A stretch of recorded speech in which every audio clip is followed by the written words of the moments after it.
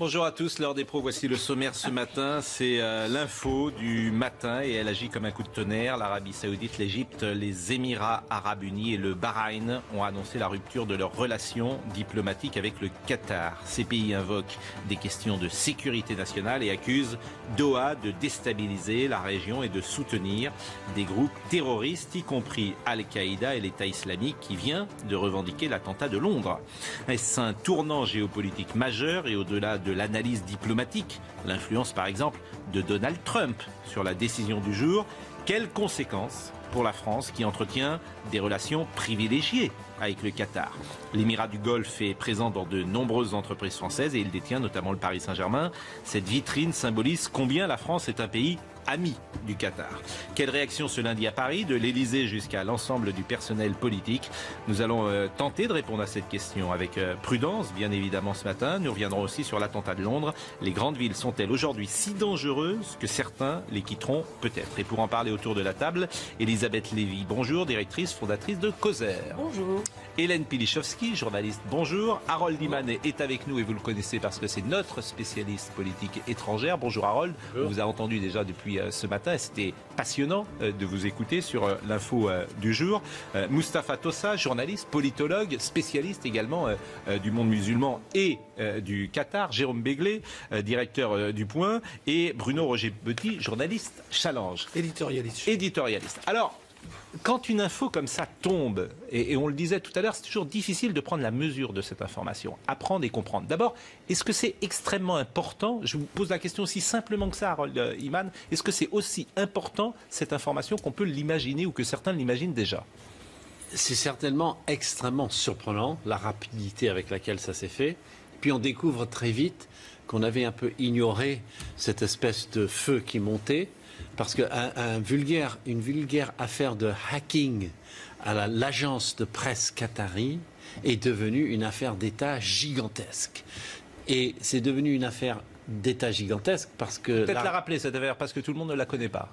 Alors le hacking, c'est que l'agence de presse qatarienne a publié une dépêche de propos de l'émir du Qatar, Tamim Al-Thani, qui disait que l'Iran est un partenaire stratégique dans la région. C'est-à-dire un ami très proche, intime, et qu'on devrait travailler avec eux tout le temps. Et ça, c'est aux antipodes absolus du dogme rigide qui existe à Riyad et avec les autres États de la région. C'est-à-dire que pour eux, l'Iran est l'ennemi numéro un, et voilà que leur petit frère, le Qatar, dit l'inverse. Donc intolérable. Donc ce qui s'est passé du côté de Doha, la capitale du Qatar, c'est qu'on a prétendu qu'il s'agissait d'un hacking sur leur agence de presse. Non, l'émir n'a jamais dit ça. C'est des malfaisants qui ont introduit une fausse dépêche. Et ils ont invité le FBI à venir enquêter là-dessus. Mais ça n'a pas du tout satisfait à Riyad, capitale de l'Arabie Saoudite, et ils ont dit non, punition immédiate et publique. Donc rupture des relations diplomatiques de tous les États du Conseil de coopération du Golfe. Donc ça, c'est l'explication de l'info du jour. C'est parce qu'il y a eu ces mots, selon vous, de l'émir. Nous sommes d'accord. C'est ça. Ça, c'est important. Est-ce que c'est important? Pardonnez-moi de poser la question aussi simplement que ça. Mais oui, parce qu'il y a une guerre en ce moment au Yémen. L'Arabie Saoudite est en tête et elle tire sur les rebelles Houthis. Houthis, c'est un sous-groupe chiite qui existe au Yémen et ils se sont révoltés contre le gouvernement légal, on va dire, qui lui était sunnite, normal. Et donc l'Arabie Saoudite en avait assez de ces Houthis et attaqué. Elle a quelques Houthis chez elle aussi, et d'autres chiites aussi chez elle en Arabie Saoudite. Donc c'était devenu intolérable. Donc elle est intervenue avec une coalition arabe, avec tous ces pays. Et voilà que dans cette coalition, il y aurait le Qatar qui serait en train de voir tout ce qu'on est en train de préparer militairement contre les Houthis, qui sont des chiites, et qui seraient aidés en sous-main par l'Iran. Donc les Qataris seraient des espions à l'intérieur de cette coalition. Alors ça, c'est important, Mustapha Tossa, parce que tous les terroristes, si j'ose dire, ne sont pas les mêmes terroristes. Et c'est important pour ceux qui nous écoutent de voir, lorsque le Qatar est accusé de terrorisme, de quel terrorisme il s'agit. C'est le terrorisme dont parle Harold Iman ou c'est le terrorisme de Londres ou de Paris? Alors avant de répondre à cette question directement, Pascal, vous avez posé la question, est-ce que c'est important? Est-ce que c'est un événement important? Est-ce que c'est un tournant majeur? Alors pour reprendre une comparaison qui peut parler à vos téléspectateurs, c'est comme si la France et l'Allemagne coupent leurs relations diplomatiques. C'est à ce niveau d'effets politiques et diplomatiques sur la région. N'oublions pas que le Conseil de coopération du Golfe, la majorité vient de mettre en quarantaine un pays avec l'accusation lourde d'encourager le terrorisme. Alors, de quel terrorisme on parle? Oui, ça c'est très important, parce que pour certains, on peut imaginer que c'est Doha qui arme les terroristes de Londres ou les terroristes de Paris. En fait, de quel terrorisme on parle? Le Qatar est depuis un certain nombre d'années, ça ne date pas d'aujourd'hui ou de la semaine dernière, est devenu un refuge où ouvre ses portes à un certain nombre de leaders accusés par la communauté internationale de terrorisme. On parle des talibans, on parle des leaders du Hamas, on parle d'un certain nombre de leaders très radicaux du Maghreb. Donc tous ces gens-là ont trouvé refuge, ont trouvé accueil au Qatar. Et plus que ça, plus grave que ça, le Qatar dispose d'une machine de guerre qui s'appelle Al Jazeera, qui diffuse et portent leurs paroles à l'international. Al Jazeera, n'oublions pas que pendant de longues années, a été le porte-voix ou le seul canal de communication d'un certain Ben Laden. Et tout ça n'a jamais plu aux pays du Golfe. Alors, je rajoute simplement que la divergence essentielle entre le Qatar et l'Arabie Saoudite, parce que ce sont les deux pôles, date de 2013, depuis la chute de Mohamed Morsi, le frère musulman égyptien, le président égyptien. À ce moment-là, les Qataris ont refusé cette hypothèse. Ils ont continué à soutenir et à s'accrocher à ce régime frère musulman, tandis que les Saoudiens voulaient absolument terminer cette séquence et passer à autre chose. Et depuis, il y a une vraie concurrence, une vraie compétition entre le Qatar et l'Arabie Saoudite, jusqu'à maintenant qu'après le passage de Donald Trump, le Qatar est officiellement accusé de parrainer, de financer et d'abriter les leaders et de promouvoir la pensée terroriste. Non mais ce qui est intéressant, c'est justement, Moustapha vient de finir sur la pensée terroriste. Alors ce qui est intéressant, c'est quand même l'hôpital saoudien qui se fout de la charité qatari. Parce que l'idéologie, si vous voulez, wahhabiste qu'on voit, y compris dans nos banlieues, y compris dans certains quartiers de Paris, cette idéologie, elle vient, à mon avis, un peu plus de l'Arabie Saoudite des années, disons, après 79, hein, après l'attentat de 79 à la Mecque, pardon, que du Qatar. Ce qui se passe, me semble-t-il, après la visite de Trump. Trump a vraiment choisi dans ce qu'on appelait avant l'axe sunnite, que les Israéliens appellent l'axe sunnite, il y avait tout le monde.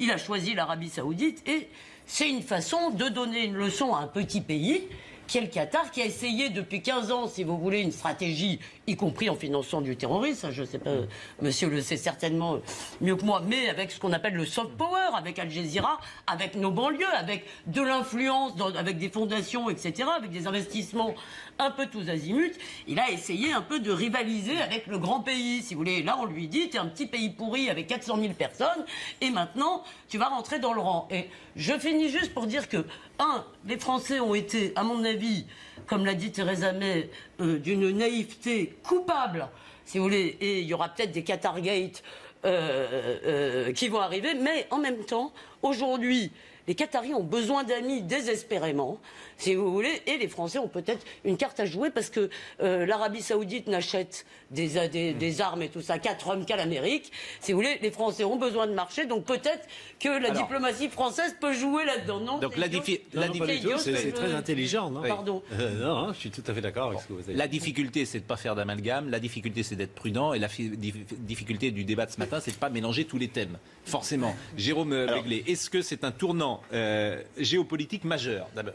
Oui, si cela dure. C'est-à-dire que si dans 3 ou 4 mois, on se réconcilie sur l'autel, je ne sais pas, du développement économique de la région, de prix du pétrole qui vont augmenter, d'une idéologie commune musulmane, à ce moment-là, ça aurait été un coup d'épée dans l'eau. Mais ce qui s'est passé ces temps-ci est effectivement très important. Lorsque les Occidentaux, l'Amérique d'Obama en premier, s'est rapprochée, s'est réconciliée de l'Iran, eh bien, l'Arabie Saoudite a fini par comprendre qu'elle n'était plus l'unique superpuissance de la région. Et qu'effectivement, l'Iran revenait à la table des négociations, peut-être aidé par le Qatar. Qatar, effectivement, nain, géographique, ni un géopolitique qui commençait à se développer. Diplomatie extrêmement ambitieuse du Qatar qui essayait d'être les monsieur bons offices dans tous les problèmes de la région et au-delà de la région. Quatrième, je crois, réserve de gaz au monde. Diplomatie du sport, on voit bien qu'ils ont investi pas au PSG mais aussi à Barcelone. Ils ont obtenu la Coupe du Monde de football. Ils ont des investissements financiers dans beaucoup d'entreprises. Je crois qu'ils sont un gros actionnaire de Total, ils sont le premier actionnaire de Lagardère. De Disneyland, on les voit partout. Ils sont des amis dans tous les milieux qui comptent. Voilà un pays qui était un tout petit pays, qui était l'équivalent de 3 départements français, qui commençait à devenir encombrant. Donc on lui a tapé sur le museau. Alors, pour des bonnes raisons. Mais Elisabeth Lévy a raison de dire que le Qatar finance le terrorisme. Certes, mais l'Arabie Saoudite ne peut pas dire nous n'avons jamais financé le terrorisme. Ça n'est pas le même terrorisme, ce n'est pas forcément le même. C'était ma question d'ailleurs. Ça, c'est une question vraiment fondamentale pour ceux qui nous écoutent. C'est quel terrorisme ? En fait, parce que c'est pas. Il y a deux terrorismes. Si j'ose dire. Ça, c'est une question très importante. Juste une petite précision. Alors, quand on dit financer les organisations terroristes, tout ça a commencé avec la crise syrienne. À un moment donné, rappelez-vous que la priorité absolue, c'était de faire tomber Bachar el-Assad, quels que soient les moyens mis à disposition, y compris ceux de donner des armes et de l'argent à des organisations qui plus tard allaient devenir ou revêtir l'halo d'Al-Qaïda ou bien Daesh. C'est dans ce sens-là que dans cette compétition régionale à faire tomber Bachar el-Assad, certains pays, dont l'Arabie Saoudite et le Qatar, n'ont pas lésiné sur les moyens.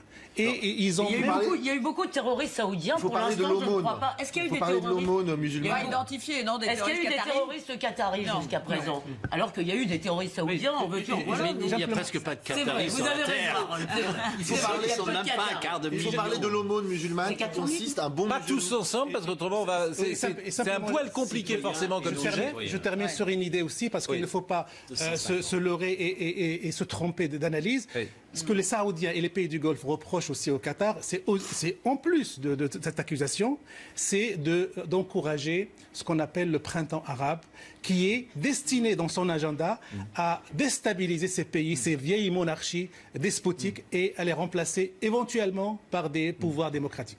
Tôt ou tard, l'Arabie Saoudite aurait été. Et pourquoi le Qatar, qui est lui-même une monarchie, etc., pourquoi aurait-il encouragé le Qatar, à un moment donné, s'est cru être la lumière de ces pays arabes et il était là pour diffuser. Mais il y a des querelles de palais également. Est-ce qu'on peut analyser la décision d'aujourd'hui comme des querelles de palais ou des querelles de monarchie ou des querelles même personnelles entre les leaders? C'est exactement. Et il y a une compétition féroce, mortelle, entre deux petits pays, petits entre guillemets, oublions l'Arabie Saoudite, entre deux petits pays, le Qatar et les Émirats Arabes Unis. Et en parlant d'opération de hacking, il y a récemment aux États-Unis un groupe d'Intercept qui a hacké le compte email de l'ambassadeur des Émirats Arabes Unis qui s'appelle Youssef Al-Utaiba, et on a découvert des choses qui nous renseignent sur la politique des Émirats Arabes Unis, sur cette compétition mortelle qu'elle livre au Qatar et sur les ambitions d'un pays comme les Émirats Arabes Unis qui veut dominer l'agenda régional du Proche-Orient. Donc il y a beaucoup de candidats quand même. Oui, la compétition existe et ça c'est le pétrole.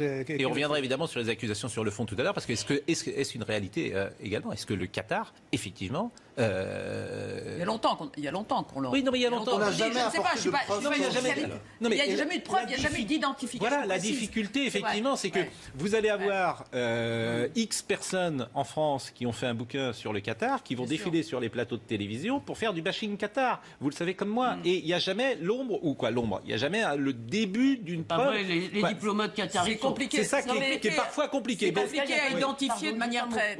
Un mot, il y a quand même, si vous voulez, on peut s'en faire du Qatar bashing, observer, si vous voulez, qu'ils ont en France une politique d'influence qui est intelligente. Je ne dis pas mais qui est positive pour la France, disons-le. Non, bien sûr. Attendez, laissez-moi aller au bout. Je ne parle pas simplement des investissements, je parle d'une politique idéologique, je parle d'influence idéologique. Et cette influence-là, je ne suis pas sûr qu'elle soit positive. Pas tous ensemble. À l'époque de Nicolas Sarkozy, rappelez-vous, il était question d'un plan pour financer des activités en banlieue à hauteur de 50 millions d'euros. Qui a été refusé. Au début du quinquennat de François Hollande. Arnaud Montebourg avait fait le déplacement à Doha avant même la tenue de l'élection. C'est pour ça que je vous donne la parole tout de suite après, Hélène. C'est pour ça qu'il ne faut. On essaye. Non mais faut pas être caricatural. Exactement. Vraiment, les gens qui nous écoutent. Faut apprendre et comprendre. Donc, faut pas faire ni du Qatar bashing, ni et être plutôt... Mais Pascal, on ne donne jamais l'argent pour les beaux yeux. On donne l'argent parce qu'il y a un agenda derrière. Non, mais on Mais demande... Hélène Pilichowski. Non, merci. Je suis pas du tout. Hélène Pilichowski. Moi, je suis pas du tout une spécialiste de la région, loin de Oui. là. Bon, Mais- mais je pense que la question qu'on peut se poser, c'est de savoir que tout d'un coup, le Qatar devient la bête noire du terrorisme. Quel est l'impact en France? Les gens, qu'est-ce qui les intéresse? C'est de savoir, face aux menaces terroristes qui existent un peu partout, est-ce que ça va suffire? Ah, c'était le Qatar, on le savait pas. Et puis finalement, c'est peut-être que si les relations diplomatiques sont interrompues, peut-être que le Qatar va, disons, réduire ses prétentions dans le monde ou dans les problèmes de Daesh, etc. Et que finalement, on va en être libéré. Moi, je crois que c'est compliqué de savoir, mais est-ce que c'est vraiment une bonne nouvelle pour les pays occidentaux? Tu vois, ça, c'est une question, parce qu'on ne sait pas quel est le rôle exact du Qatar dans le financement du terrorisme. Oui. Est-ce que même le Qatar sait? Parce que je pense qu'ils ont une influence parce qu'ils ont de l'argent. Ils en ont tellement à ne pas savoir qu'en faire. Bruno Roger-Petit, qui ne s'est pas exprimé encore sur ce point. Bruno, évidemment, et Hélène le dit, ce qui nous touche forcément, et c'est pourquoi c'est la une de beaucoup de journaux français aujourd'hui, c'est parce que, et on le dit depuis le début de l'émission, il y a un rapport particulier entre le Qatar et la France depuis une dizaine d'années, où la France est un pays ami. Moi, je parle sous le contrôle des spécialistes, mais on voit bien quand même qu'il y a une difficulté de lecture parce que entre le jeu des alliances, des contre-alliances qui se font et se défont, il est très difficile d'avoir une lecture dans la durée. Moi, on m'a toujours expliqué, enfin un certain nombre d'autorités nous disaient le Qatar est suspect de financer l'État islamique. On nous a dit ça. Bon. Aujourd'hui, je constate que la rupture se fait sur l'idée que le Qatar s'est rapproché de l'Iran, qui est en première ligne via le Hamas contre l'État islamique. Avec le Hezbollah, pardon, c'est le Hezbollah, oui, c'est ça. Qui est en première ligne contre l'État islamique. Ça, c'est une première observation. Deuxième observation, s'agissant de ce qui se passe avec la France, oui, le Qatar a beaucoup investi, mais quand vous parlez avec des représentants du Qatar en France, ils vous disent nous avons créé des emplois, des centaines et des milliers d'emplois. Et ils vous donnent un exemple tout simple, l'information et la télévision. Ils mettent en avant, évidemment, beIN Sport en disant ici, nous avons créé des centaines d'emplois. Et est-ce qu'on peut dire, quand on regarde beIN Sport, que nous diffusons une idéologie quelconque?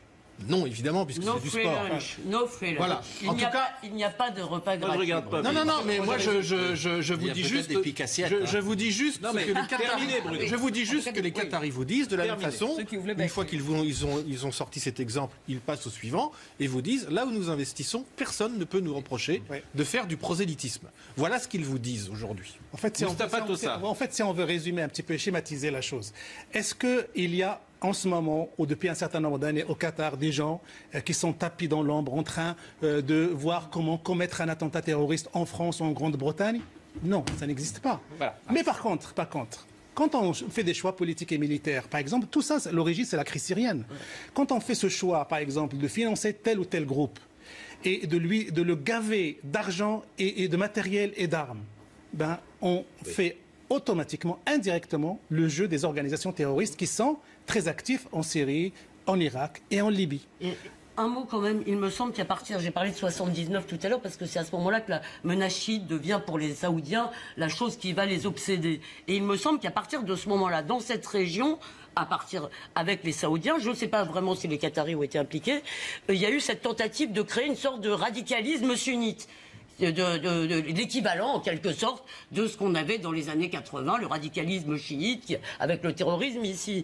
Et pour répondre à Bruno, rien n'empêche un pays, surtout un petit pays, de se faire une cuillère pour le Hezbollah et une cuillère pour l'État islamique. Hein. Ça, et ils ont changé, à mon avis, les Qataris ont changé de politique de la crise syrienne, comme les Turcs. C'est-à-dire qu'il y a une question d'orientation et de réorientation. On marque une pause, si vous le voulez bien, une pause de quelques secondes et nous poursuivons le débat. Et nous allons également entamer le débat comment vivre aujourd'hui dans les grandes villes.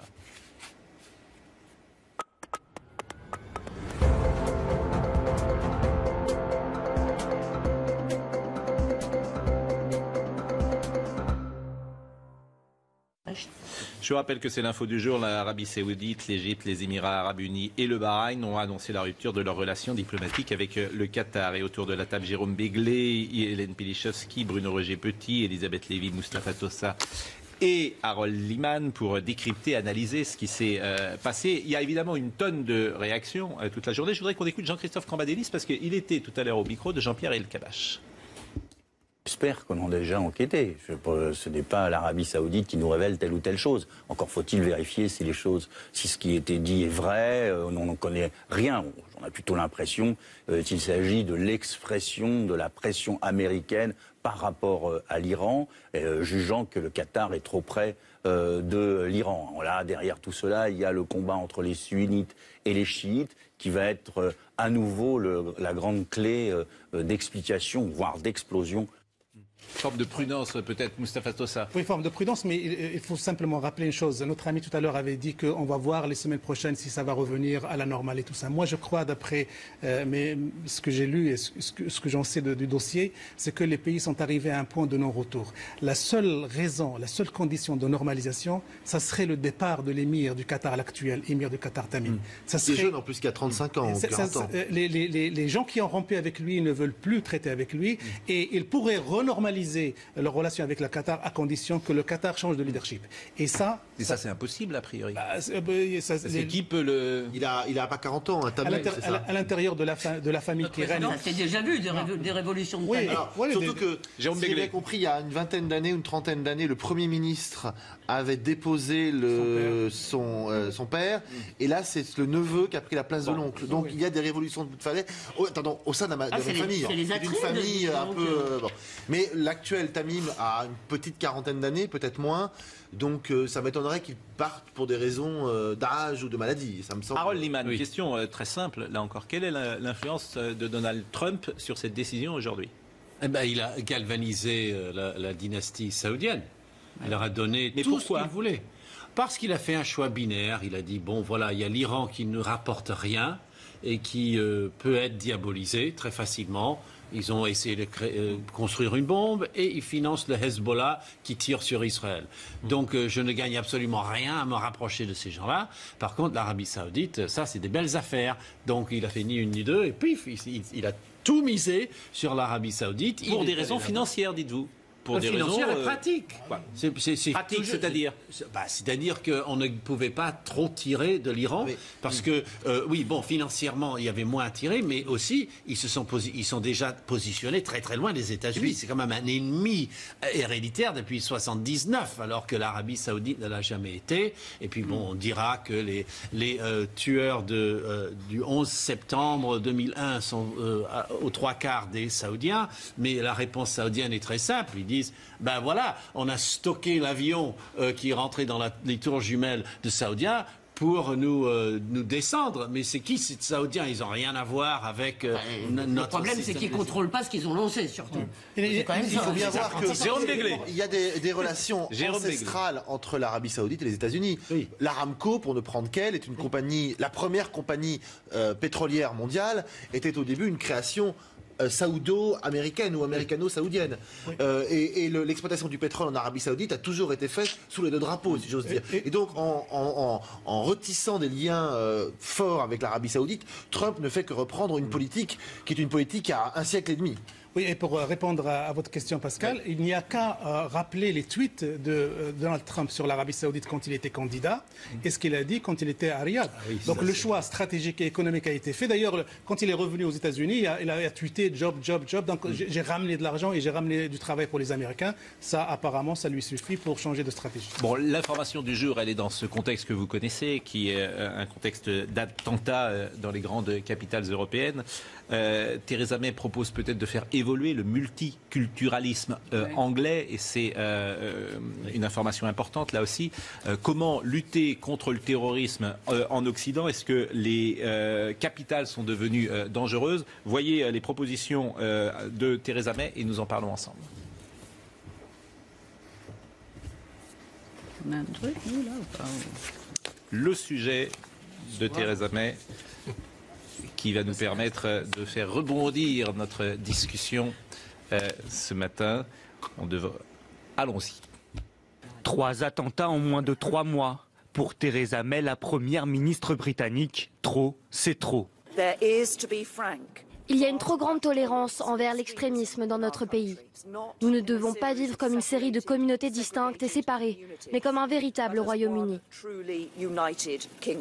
Sans prononcer le mot, Theresa May dénonce en fait le modèle multiculturel britannique. Modèle qui vante une société cosmopolite mais où les dérives communautaires sont nombreuses. À Londres par exemple, des manifestants peuvent prôner ouvertement la charia. Certains quartiers ont vu pousser des tribunaux islamiques officieux. Ça s'inscrit dans une longue tradition britannique de reconnaissance du fait multiculturel. Il y a un certain nombre de dérives qui sont liées à ces Sharia Councils, à ces conseils de la charia. Dérives qui sont d'ailleurs vivement critiquées par des associations féministes. Dans ce peuple parisien, si les Britanniques sont prêts à ouvrir le débat, ils restent attachés à cet idéal. Oui, parlons-en, c'est bien. En parler, c'est bien. Même si vous n'êtes pas d'accord avec la façon dont ils vivent, vous devez l'accepter, mais vous devez le combattre. Ce n'est pourtant pas la première fois qu'un Premier ministre britannique remet en cause le multiculturalisme. En 2011 déjà, David Cameron reconnaissait l'échec de cette politique.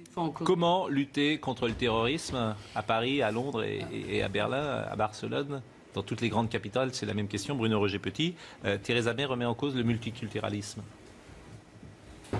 D'abord, on lutte contre le terrorisme en prenant le plus de mesures possibles pour lutter efficacement contre ceux qui se livrent à des actes terroristes. Ce qui n'est pas tout à fait la même chose que ceux qui entendent vivre selon des valeurs qui leur sont propres. Le problème du système anglais, où il n'y a pas un système comme chez nous, où il y a la laïcité et neutralité de l'État, c'est que vous avez un certain nombre d'institutions, y compris judiciaires, qui se sont développées, qui se sont installées, et qui ont effectivement, couplé à ça avec un regroupement géographique par communauté, qui ont détaché, d'une certaine façon, des communautés britanniques, de culture musulmane, mais pas seulement, du reste de la population anglaise. C'est ça qui s'est passé. Donc si Theresa May entend s'attaquer à ça, de ce point de vue-là, pas seulement pour ce qui est lié au terrorisme et pour ce qui relève du vivre en commun, elle a raison. Elle a raison. Mais il y a un lien entre les deux quand même. Je ne sais pas s'il y a un lien. Moi, ce que je sais, c'est que j'écoutais ce matin à la radio le témoignage. Bah non, mais c'est vrai, le témoignage de gens qui ont fréquenté dans la même mosquée l'un des terroristes de samedi. Oui.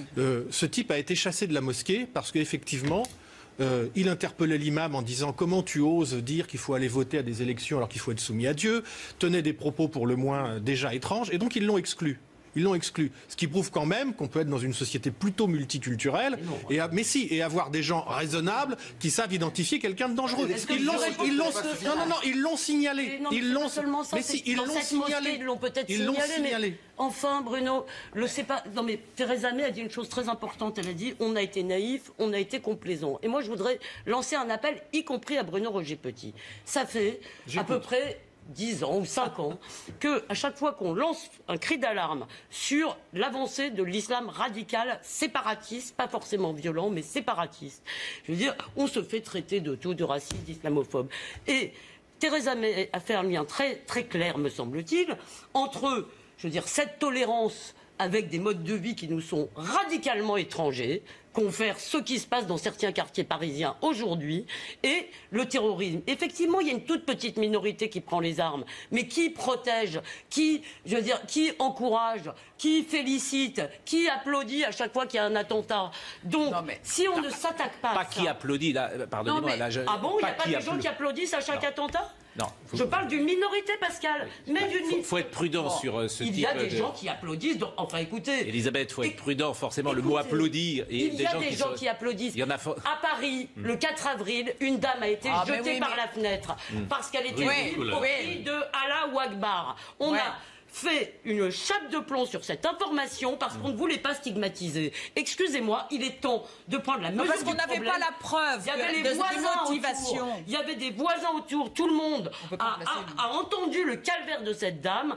Et je veux dire, avant de dire que c'était antisémite, il a fallu, si vous voulez, les parquets sont moins prudents quand il s'agit d'un autre genre d'affaires. Alors excusez-moi, là, je veux dire, le déni, c'est plus possible. Dans l'affaire anglaise, Jérôme Béglé après Hélène Pilichowski. jusqu'à il y a 5-6 ans, on disait, regardez, l'Angleterre, c'est un modèle. Ils arrivent à empêcher la montée. Moi, j'ai toujours entendu dire ça. Exactement. Parce qu'ils ont créé le multiculturalisme. Exactement. Et il y a un exemple que je prends souvent, c'est qu'en Angleterre, quand vous êtes indien sikh, vous avez le droit de ne pas, et que vous faites de la mobilette, de la moto, vous avez le droit de ne pas porter un casque parce qu'on privilégie la coiffe sikh. Bon. Et même la police, les policiers sikhs gardent le turban. Et on avait dit, regardez, c'est la petite concession qu'on a faite pour que notre vivre ensemble un peu différent. Bon, on s'aperçoit que ça ne fonctionne pas. Ça ne fonctionne pas plus, pas mieux, pas moins bien qu'en France, qu'en Italie, qu'en Espagne, qu'à Berlin. Bon, donc à partir de ce moment-là, qu'est-ce qu'elle dit, Theresa May? Elle dit, je croyais que j'avais une espèce de rempart naturel contre la montée de cet islamisme, il ne fonctionne plus. Mais elle en est au même point que nous, où en France on dit on a une laïcité à la française, pardon, mais ça fonctionne pas très bien non plus. Donc finalement on en est avec des traditions, des chemins et des voies différents au même point. L'Angleterre et nous. On dit mais on est un peu désarmés face à ça, qu'est-ce qu'on fait? D'autant que les nouvelles, attendez, c'est que c'est plus un terrorisme qu'on importe, donc qui vient de pays musulmans, maintenant on a un terrorisme qu'on appelle domestique, c'est-à-dire que c'est des gens français, comme vous et moi, peut-être qui ont des parents qui sont des émigrés, mais même pas sûrs, et ces terroristes-là se radicalisent discrètement, on ne sait pas pourquoi, et en viennent à louer un van, un camion, une camionnette, à acheter des couteaux et à faire 10, 20, 30, jusqu'à 80 morts à Nice. Et ça, effectivement, toutes les démocraties qui mettent l'état de droit au premier rang sont totalement désarmées et démunies contre cela. Alors, notre question, c'est comment lutter contre la démocratie. Et d'ailleurs, Theresa May a annoncé que des libertés contre le terrorisme. Oui. Mais il y a une chose intéressante. Il y a une chose intéressante qu'elle a annoncée. Elle a parlé du cyberespace, parce que c'est là aussi qu'ils se radicalisent. Et ça, c'est indépendant de la géographie, c'est par définition. Donc ça, j'ai trouvé ça très intéressant. Moi, j'ai des enfants qui vivent à Londres, une fille surtout, et quand chaque fois j'allais à Londres, effectivement, il y a 4 ans, 5 ans, là, les petits rois de la finance semblaient s'épanouir en disant la France, c'est tellement atroce, c'est tellement nul, on est si heureux à Londres. Mais moi, il m'emmenait dans sa voiture me faire voir dans les quartiers, tu as vu, là il y a les Indiens, là il y a ci, il y a là, regarde comme les gens sont heureux, c'est pas comme en France où on est voilà, et tout le temps il me disait ça. Ici, il disait, il n'y a aucun problème, tout le monde peut s'exprimer. Et c'est d'ailleurs un des arguments des Français qui s'expriment. Et là, je l'ai eu hier au téléphone, et il m'a parlé du cyberespace, parce qu'ils sont tous fous d'Internet et tout ça. Ils considèrent que le vrai danger est là, que les gens se radicalisent, et qu'effectivement, ils passeront à travers les... Des gens pouvaient cracher leur haine de l'Angleterre à Hyde Park, arrêtez, des gens peuvent hurler leur haine de l'Angleterre. Non, mais elle a raison, Elisabeth. Il suffit d'aller à Londres régulièrement. Moi, je suis allé souvent à Londres. J'ai été frappé qu'il y avait des noyaux d'expression. Oui, des noyaux. Ça, c'est plus récent. Je pense que c'est plus récent. D'expression absolument incroyables. Des choses qui ne pouvaient pas se dire à Paris. Qui ne pouvaient pas se dire à Paris. Bruno Roger Petit et Mustapha Tossa tout de suite après. Bruno.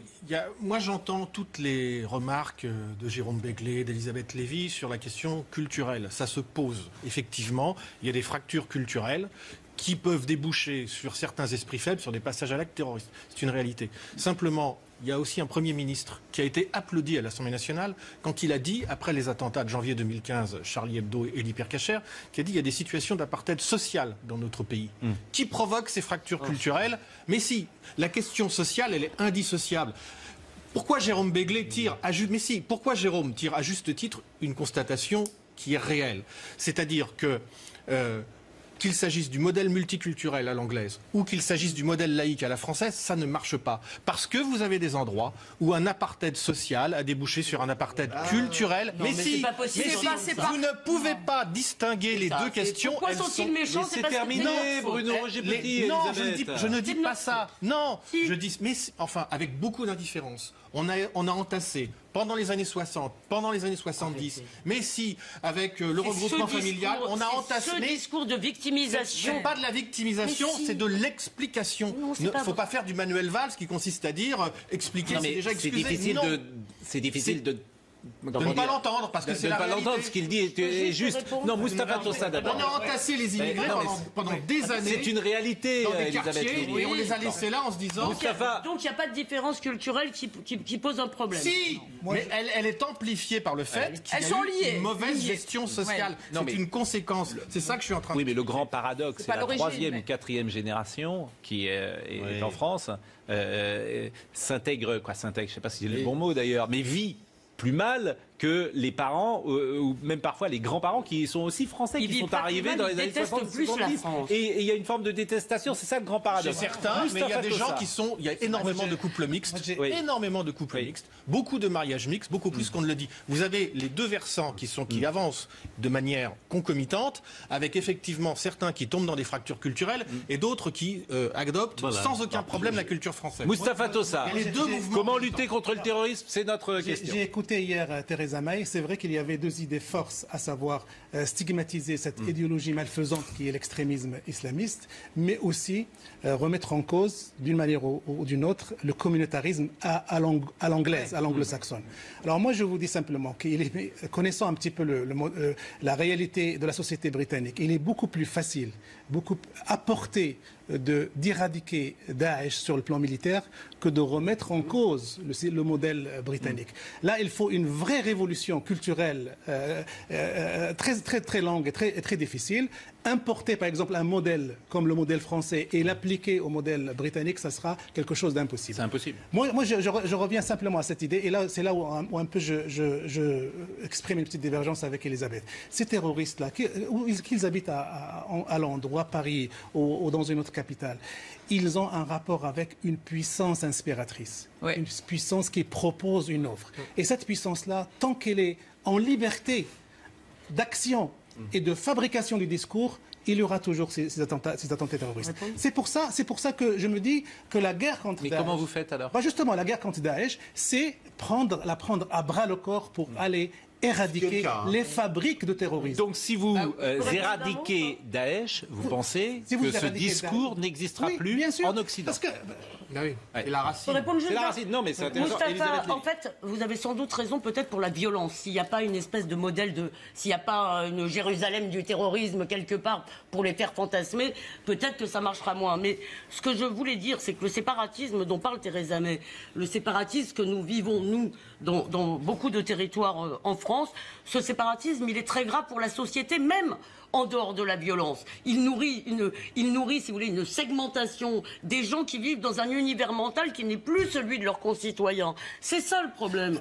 Ça, c'est un problème qui est derrière le terrorisme, qui le nourrit, mais qui ne se réduit pas au terrorisme. À ce niveau-là, on peut avoir aussi un niveau de violence sociale qui a toujours existé.